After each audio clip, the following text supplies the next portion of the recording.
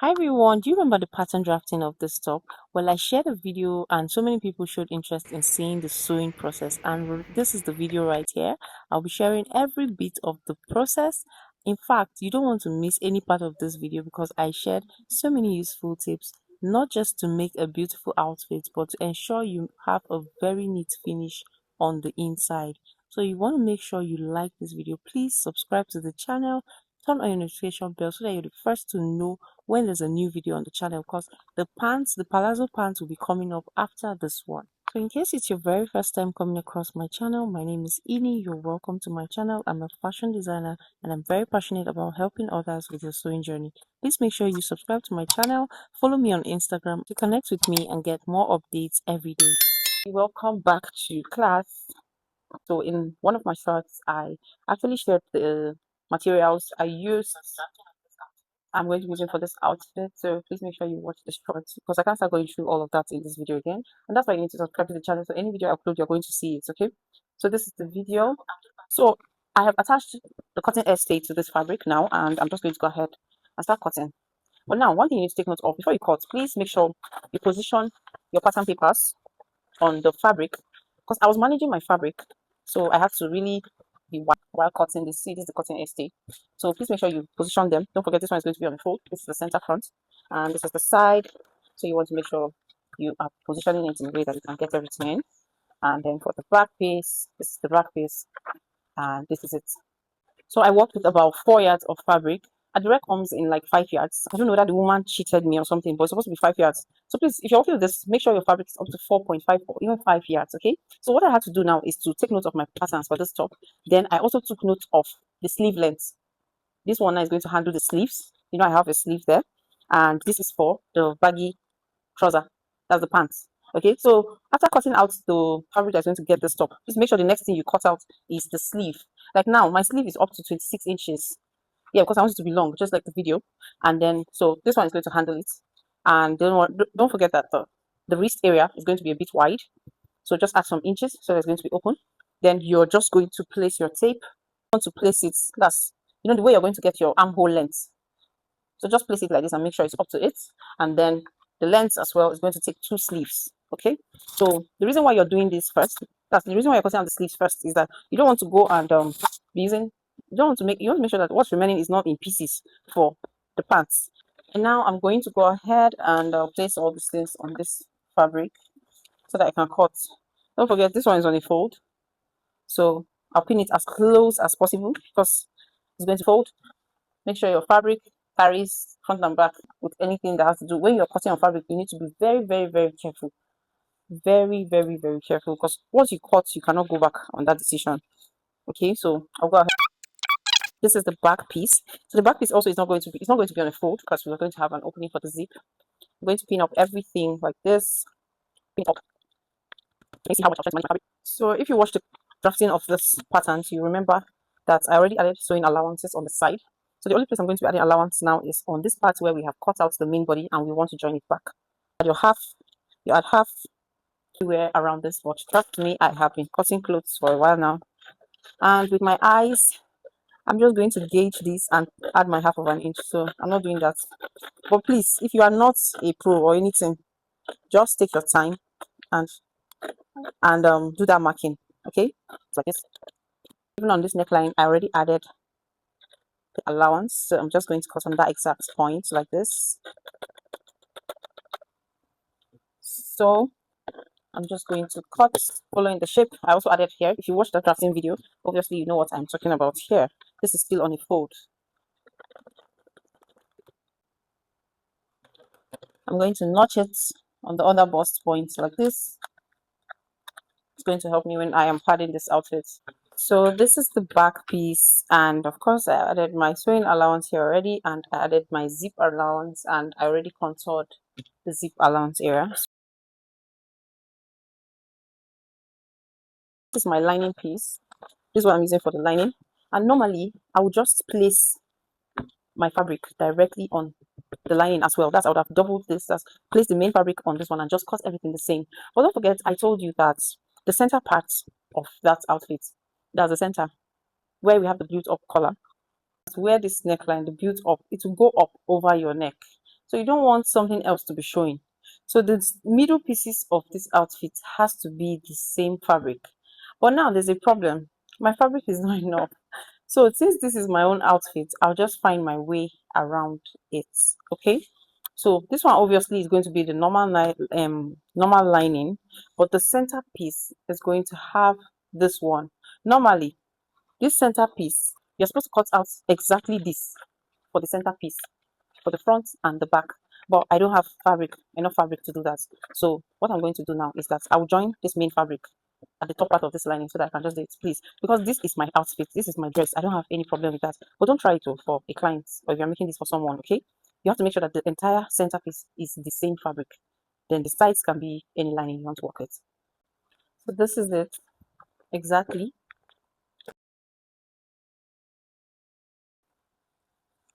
To help me when I'm padding this fabric. So this is what I meant.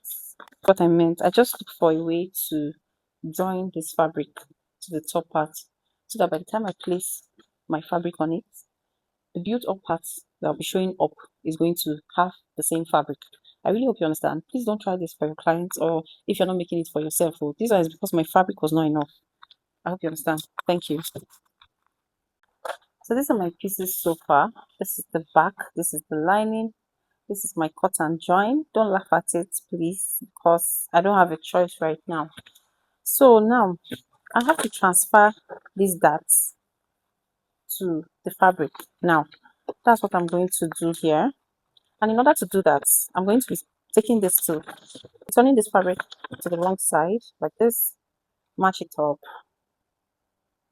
and just watch how I'm going to transfer this darts easily. If you watch that video where I was drafting the patterns, you remember that I'm making use of a full back piece. I didn't create any princess seam at the back. So I'll place this like this, and I'll be making use of my pins. I'll be doing the same thing to the back. I'll turn it to the back so that I can do it easily. After turning them now to the back, you know I have my ST on it. So any mark I make is going to be easy. I'll just place some pins. To transfer this dart now, I'll place some pins at the top part of the dart point like this. I'll place another one here. I really hope you can see. I'll place one here like this to come out here. Then I'll place another one here. And finally, the last one is going to be here. I'm just going to raise up these pieces like this. I'll take note of this points. I'll take note of all of them. Take note of the points here. And after doing that, I'll just turn over to this point here. So be careful with your marker, please. It's better to use chalk. Use chalk, please. If you're doing this for a client, please don't forget I'm making this dress for myself. That's why I can do some kind of things. If you're making this for a client, please use chalk. Use chalk. You can use a chalk like this, please. So let me change it to chalk so that somebody will not get misled. So use chalk. Chalk is easier to clean off. Connect all of them together. That on all the pieces. You can see line percent like this. Line between all of them. So that will help you that. Like this. After putting in the lines in between, we're going to take this to our sewing machine. We're going to hold that line straight like this. Hold it straight like this. That line that you drew in the middle, like this. Can you see it? Then we're going to stitch from the top parts of the darts like this. You're going to stitch down, following the shape, and bring it down. Like so. After stitching them, this is what I have. Can you see? On the wrong side is what it looks like, but on the right side, can you see all the pieces here? See all of them. To iron this. See what I'm doing now, so you don't go and do something else. On the part I've stitched, I'll open it a little so that I can go and steam press it. Please look at where I'm cutting so you don't make a mistake like this and steam it. We're going to repeat this process for all of them. So when you're done ironing, this is what it should look like. Everywhere is just going to look very flat like this. You can hardly see the line itself right now. Can you see? And this is what it looks like on the wrong side, properly ironed. So repeat that process for all of them here. So now for the front pieces, this is what is going to happen. I told you I don't use bra cups to pad my bust chest. So when you want to use this my method, in case you're interested, from the under bust point, remember I notched it up by the person's bust pan measurements. So if it's your bust pan is 4 inches or 3.5, go up by 3.5. Okay, just add half of an inch to it. Just add 1 inch to it. If your bust pan is 3.5, you can make it 4.5. Then if your bust pan is 4, you can make it 5 inches from the under bust up. And on this part, watch the video where I drafted, you see that I took the circumference because I was trying to get the guide to get this neckline. So can you see already that I have that dimension going around? And if I put my tape here, you see that this is like 3.5 inches here. And this is that round that I got from getting the circumference. So I'll still follow it like this. The main point here is that it should not just get to your sewing allowance, okay? And it should not get into the armhole. So just create a curve like this. And this is what I'll be using around here. So here, I'll be taking notes of the widest part here, which is around, let's just say 9 inches. And the length is like, let me just use 5 inches. And I'll be folding my SD. You see what I'll do now? As many times as possible because I need plenty. So this is what I'll do.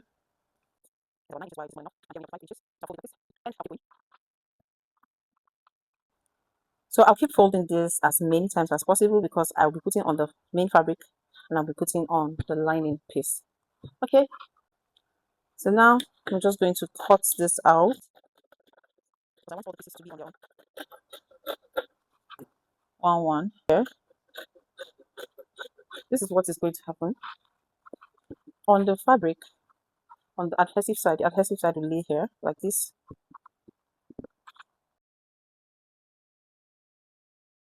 So you want to take note that it's not going past the under bust point though. That is exactly on the under bust point. I'll bring my steam iron. So this is the simple thing I'm going to do now. I'm just going to apply steam to this. Apply that's the part with the adhesive, provided it's the one on the fabric side. It's going to come just like this. Can you see? Now you turn it over like this and simply cut out the excess.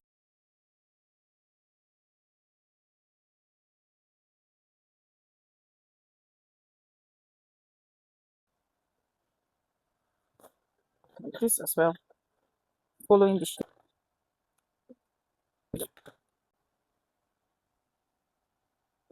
After padding my pieces, so these are my pieces. After padding them, this is what they look like. The lining piece and on the main fabric, I also padded this part. See them, these are the lining pieces as well. So there's one very important thing I did that I have to tell you about. I added 2 lines of just 2 pieces of stay to the built up collar area on both the lining and the fabric. Can you see? This is to make it more sturdy because you want this place to be standing. Can you see? At the back pieces I put it just 2 layers of stay both on the lining and on the fabric. I'll pin this up. So this one is going with this one from the bottom part. So in sewing bust just first we start from the bottom and go and sew it by just half of an inch. So this is what it looks like after stitching them together. By the time you join them together, you see that it's going to be thick. Your wadding or even your bra cup or anything you decide to use will do. So that's not all. You have to go now and notch everything and press them open. So I have a video where I've shown how to do all of this, but I'll just show it again for the sake of those that are just joining this channel. So it's and cut. Do that for all of them. Then you're going to make use of a bust hem.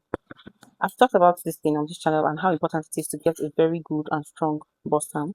So you're going to open it up like this, place it on the bust hem, and you're going to be applying steam to open up this padding. So after ironing, this is what it looks like. You can see how it's formed and it looks so beautiful. And this is what you should have on the inside by the time you're done ironing. All this to actually create the design we have on this outfit. So in order to do that, I'm just going to bring the patterns for the front and the back. So if you look at the picture very well, you see that the design goes like it's a continuation of something basically. That's the same place it stops on this part at the back. It continues just like a straight curve. So I'll have to join this front and back together to have something that is accurate. So apart from joining the front and the back, I'll also join this bustier because the design gets to the armhole. It's something that comes like this and goes into the armhole. So I'll have to join these pieces together as well. I'm gonna use my pencil first in case I don't like what I'm getting. And in case I don't like what I'm getting, I'll just change it. So it doesn't get to the bust area. So it just goes up like this, somewhere from the mid shoulder like this, and it just curves inside.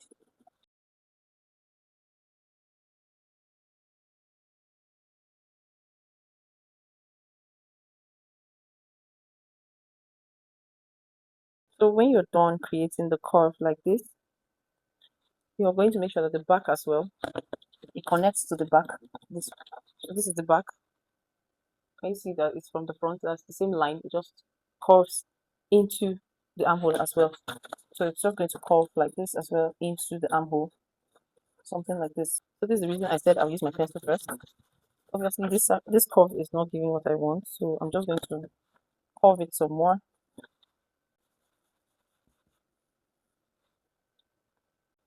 So this is what it looks like. Now I can go ahead and cut this out. So this is what it looks like after tracing it. It has some shiny stuff at the front side, right side of it. So I'll just place it here and you see how it fits automatically. So now this is the matching bias I got. I'll use it to pipe this part that's going to be open on the side here and pipe it round. And when I'm done, I'm going to place this on this part and I'm going to top stitch on it. Make sure you're using the same color thread, a matching thread, and you're good to go. After stitching the lace, this is what the lace looks like on all the main pieces. And now I've gone ahead to actually mark out the accurate body measurements where I'm going to be stitching to close up the lining pieces. I have a video where I actually took all my time to explain how to take body measurements. So you want to make sure you watch that video because I can't be explaining that again in this video. If you actually follow all the steps, everything I explained in that video, you will not have issues with taking accurate body measurements. Like it will be so accurate that you don't have to fit anything on your client. I'm going to be joining lining to lining and I'm going to be joining fabric to fabric. Before I join fabric to fabric, I'm going to place this here. So this is that thing you saw in that video that has the eyelets and it's going to be like this on each part of the back pieces. So I'll have to place it here, somewhere around here before I stitch. Did I get these pieces?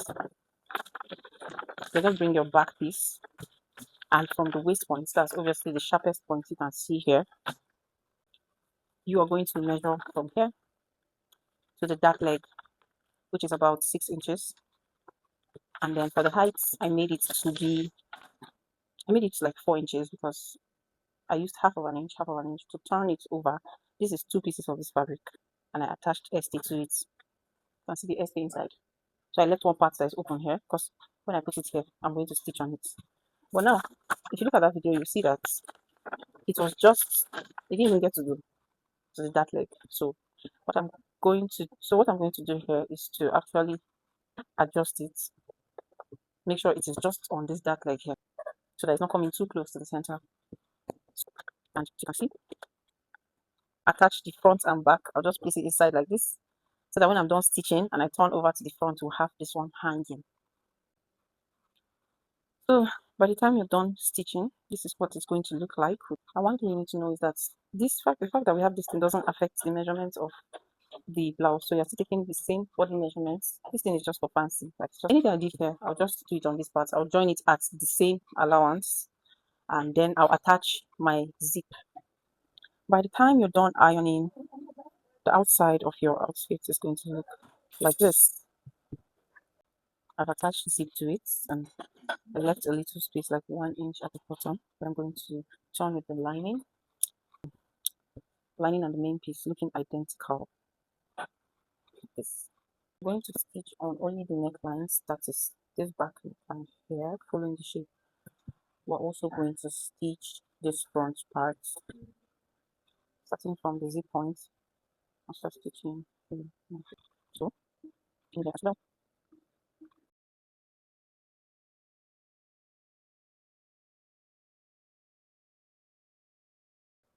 So if your seams are very, very small, you not need to even notch, because when you turn over, it's just going to lay flat. Like, you can also decide to open this like this and do an understitch on the lining of not more than 0.1 inch. That's very close here. You just an understitch looks like very, very close, and it's done on the lining piece. And now I'm going to join the lining pieces together. If you look closely at what I'm doing, I'm sure you're going to understand. Align this part that has not been stitched, and we're going to be sewing lining to lining and fabric to fabric. Align it like this. Then you stitch this way, and then you stitch this way, lining to lining, fabric to fabric. After stitching it, just give it little notches like this. If it's too big, cut it off so that everything can lay flat. No seam anywhere. Repeat it for this side, and then to match up this front design and this back design. So can you see it? Can't compare to this one now. I didn't get this one right. So when you're doing it, make sure you ensure that these things match up. See how this one looks compared to this.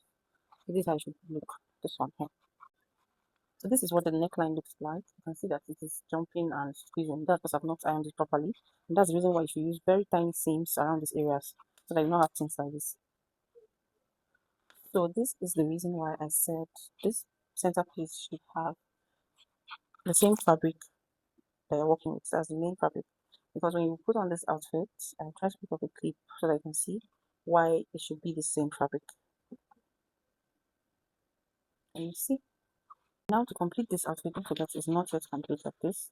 I'll still have to turn it over to the wrong side. Then I'll be stitching possible to the seam here on the zip. You can make use of the zipper foot if it's not going to be easy with your normal foot. So with the help of my zipper foot, I was able to stitch as close as possible to the first line I already made while I was attaching the zip. And you see why I say you should always cut your fabric correctly. If you cut correctly, everything is just going to align. Can you see how the beginning of the fabric and the lining matches up?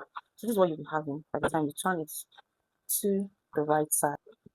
This is what the zipper area is going to look like on parts. I'm going to use hemming tape because I notice it helps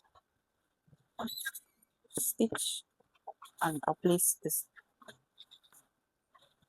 Once you are stitching your lining and main fabric piece and you see that these things don't align, you just know that your cutting was not correct, because as you stitch you'll be realizing that these lines will align. Can you see? Can you see?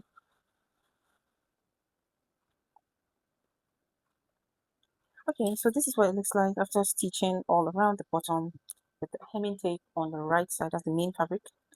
So the aim is to reduce the seam to be as little as possible so that when you turn over an iron, it's not going to look bulky. And make it small. What is left here now is to iron. Give it a very, very. So if there's anything that is confusing you about this tutorial, please just drop a comment and I'm going to reply everyone that drops a comment.